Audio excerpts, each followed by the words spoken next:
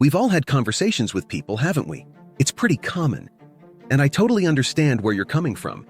You're probably tired of those conversations that are just plain dull and never seem to go anywhere interesting.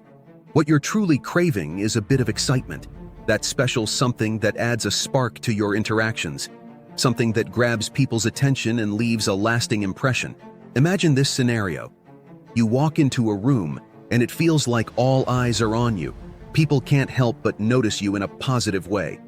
Well, today, I'm excited to share with you 6 fantastic tips that can help you inject some pizzazz into your conversations. These tips are going to make your chats more engaging and memorable. Before we kick things off, make sure to hit that subscribe button for my channel. This way, you won't miss any of the cool videos I've got in store for you. All set? Okay, let's dive in. Number 6, the Ode of Misinterpretation. This one's a bit of a surprise, so hang on tight. Misinterpretation doesn't mean purposefully confusing someone or twisting their words. No, it's more about injecting a playful twist into your conversation. It's about making them stop and ponder for a moment. When you misinterpret something, you're not just taking their words at face value. You're exploring different angles.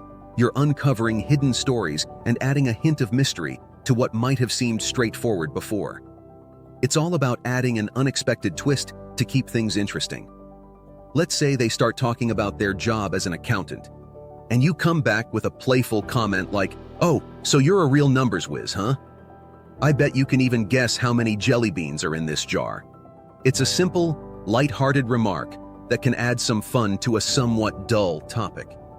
They might chuckle, or they might clarify their role, but either way, you've injected a bit of humor and intrigue into the conversation, which is a good thing. Just remember not to go overboard. You don't want to confuse or annoy them. The goal is to create a sense of curiosity, to keep them engaged, and most importantly, to show that you're not just another run-of-the-mill conversationalist. You're someone who thinks creatively, someone who brings a unique flavor to the conversation. But always keep it friendly and light-hearted. You're not trying to challenge or put them on the defensive. When you playfully misinterpret, do it with a smile, so they know it's all in good fun, and they'll likely join in on the fun too. Number 5, the power of saying the opposite. You see, our brains are wired to spot patterns and prefer predictability, especially in conversations. We often expect responses like, "I love rock music," followed by, "Me too," or, "Really? I can't stand it." These exchanges can be pretty dull. So, how can we shake things up? Instead of the expected responses, try something like, "Rock music, huh? I would have thought you were more of a classical Mozart fan." It's just an example, but it does the trick. Suddenly, you've thrown them a curveball, and people enjoy surprises. They might laugh, or they might engage in a playful discussion about their music preferences. The conversation takes an unexpected turn, and that's what makes it interesting. Remember, the goal isn't to argue or annoy. It's about keeping things fresh and fun. Be mindful of your tone, because if you say it the wrong way, you might upset someone instead of impressing them. Number 4, get rid of facts, serve emotion. Facts can be pretty dull, and that's the truth. Conversation isn't meant to be a lecture or a research paper, so don't bore people by spewing facts like a wannabe encyclopedia. Nobody wants to talk to a walking Wikipedia page, right? For instance, if the topic is zebras, instead of hitting them with a fact like, "Did you know zebras are actually black with white stripes?" which is kind of a snoozer. Try something different. Take a moment to step away from the quiz show style and bring some emotion into the conversation. Why? Because humans thrive on emotions. We love stories, experiences, laughter, surprise, and passion. We're not just craving data. We're longing for connection, thrill, and feelings. So, it's time to add a little emotional zest to your chats. But how do you do that, you ask? Well, think about it this way. When you're chatting with a friend about that amazing trip you took, how are you going to share it? Are you just going to throw out the facts, like where you went, how long you stayed, and what you did? Or will you weave a tale? Will you share not just the details, but also the feelings you had, the breathtaking sights you witnessed, and the quirky folks you encountered on your journey? When you focus on evoking emotions, it helps you convey the essence of your story. It makes the person you're talking to experience your story, envision it, and even make it their own. And you certainly can't achieve that by serving up a plate of plain and boring facts. Number 3, fire questions that ignite creativity. You're probably tired of those typical questions like, what's your job? Where are you from? What are your hobbies? They're a real snooze, right? It's time to level up and start firing questions that open the door to the exciting, the bizarre, and the offbeat. Think more along the lines of, who do you think tells more lies, men or women? What's the craziest situation you've ever been in? How would you blow $1 million? If you could have any superpower, what would it be? Notice something?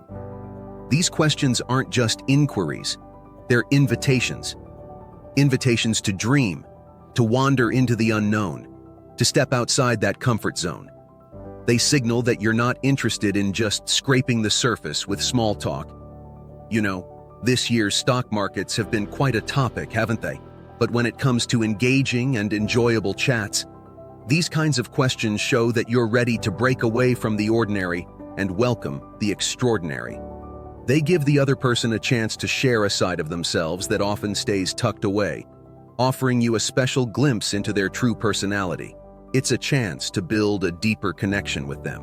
Number 2, act like you don't believe a word they're saying. It's time for some straight talk. We all know that person. The one who'd believe just about anything you said because they're too afraid to question it. Don't be that person. Instead, add some zest to your conversations by showing a little doubt, asking questions, and playfully challenging ideas. But before you turn into Sherlock Holmes, let me explain. We're not talking about becoming that annoying skeptic who's always quick to say, "That's not true," or "I don't believe you." We're talking about a playful and mischievous kind of doubt that brings a smile, not a frown. It's a bit of skepticism that says, "I'm not taking everything you say at face value. You'll have to convince me." Here's an example. Let's say someone tells you they ran a marathon. Instead of simply nodding and saying, "Wow, that's amazing," try something different. Raise an eyebrow, give them a sideways look and say, "Really? Just like that? No training, no sweat, no pain? I must have some superhuman genes then." Notice the change? You're still acknowledging what they've said, but you're playfully questioning it, encouraging them to share their story and back up their claim. When someone makes a bold statement, it's natural to have some initial doubts, but often social norms push us to just go along with it. Well, it's time to break that habit and engage in more meaningful conversations. Number 1, making a prediction about the other person. Hold on, don't panic. I'm not asking you to become a psychic or dig out a crystal ball from somewhere. This is about making educated guesses based on your conversation, the person's actions, and their words. It's about using your intuition to connect with them on a deeper level, showing that you're not just hearing their words but truly understanding them. Feeling seen and understood is a wonderful experience, and it's something we all crave. For instance, if someone's always fidgeting with their watch, you could make a prediction like, "Let me guess, you're a stickler for punctuality, right? You probably can't stand it when people run late." Or if someone mentions they just got back from a hiking trip, you might say, "I bet you're the type who enjoys challenges and is always up for an adventure, am I right?" It's all about connecting on a more meaningful level. You catch my drift, right? I'm not throwing out random guesses here. I'm coming to conclusions based on what they've shared. I'm actively participating in the conversation, demonstrating my interest and involvement. And guess what? People absolutely adore that. They crave being noticed and valued, just like I mentioned earlier. But there's a catch. You've got to be real about it. People can spot fakeness from miles away, and nothing shuts down a conversation quicker than insincere interest. So, always make sure your predictions stem from genuine curiosity, not some need to show off or make an impression. And that wraps it up. Don't be the person everyone labels as a dull conversationalist. Be the exciting, spontaneous, and intriguing individual who can light up any chat. You've got the skills. Now, it's time to put them into action. No more holding back, no more excuses. You have the ability to add flavor to every conversation right at your fingertips. So, go ahead, seize the opportunity, and get out there. If you've made it this far, comment down below with the word 100% to confirm that you have received the knowledge from this video.